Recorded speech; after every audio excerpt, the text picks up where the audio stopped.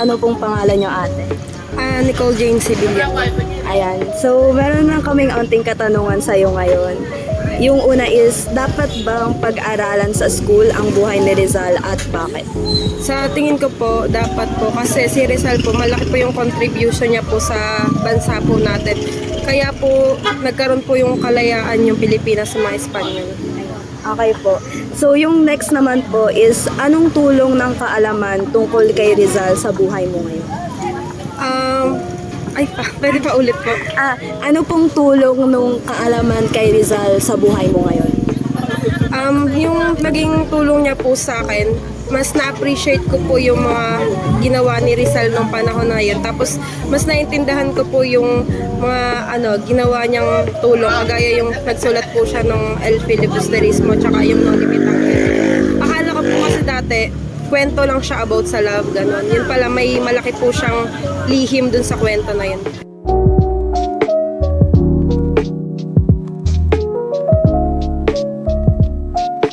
Anong pangalan niyo, te? Leia Sesgundo po. Okay po. Meron po kaming onting katanungan sa inyo ngayon. Tas yung una pong tanong, dapat bang pinag-aaralan sa school ang buhay ni Rizal at bakit? Yes po, kasi po para may kaalaman din kayo. Tulad po nung dating yung katauhan niya po para mas madami ka pa pong kaalaman. Yung katapangan ni Rizal para kumari kung nasa katayuan ka po niya. Anong tulong ng kaalaman tungkol kay Rizal sa buhay mo ngayon? Para sa akin po, yung yung sinauna niya po, yung katatagan niya po, nakipaglaban po siya kahit po bata pa siya, tapos din po yung kabataan niya, nalaibas niya po yung katapangan niya po.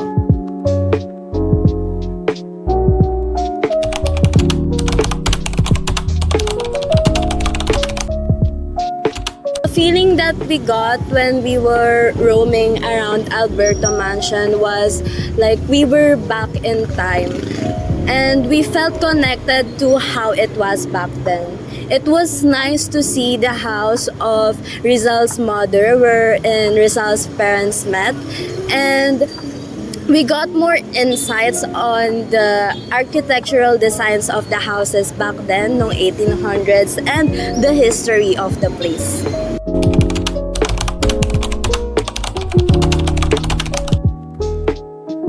In making films, para mas maging maganda at mas almost accurate at mas exciting na panoorin ng mga ibang tao is mas pag-aralan natin ang history natin.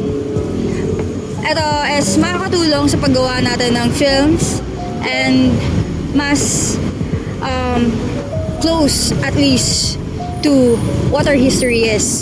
What is the relevance of Rizal in our field? Rizal was not only a doctor but also a writer.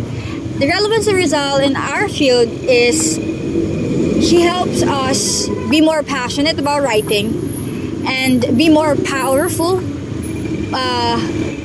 with writing. And how can we influence others with writing?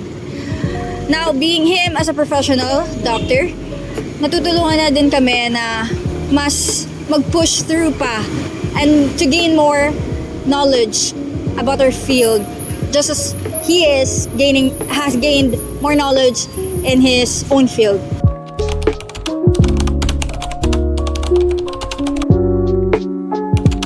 Bilang estudyante, may ipapakita natin yung respeto kay Jose Rizal bilang bayani sa pamamagitan ng pagpapatuloy sa pag-aaral at pagkakaroon ng kaalaman tungkol sa kanya, sa buhay niya, sa mga ginawa niya sa bansa natin. At para na rin mas ma-appreciate natin yung sakripisyo na ginawa niya para sa bansa natin, para magkaroon ng kalayaan yung mga Pilipino. And yung natutunan ko sa kursong ito ay hindi lamang ito inaaral para lamang isaulo, kundi sa buhay at magpakita ng pagpapahalaga at pagmamahal para sa bayan gaya ng mga ginawa ni Jose Rizal. Natutunan ko na si Jose Rizal ay hindi lamang isang bayani, kundi isang tao na may pinagmulan at personality. Ayun.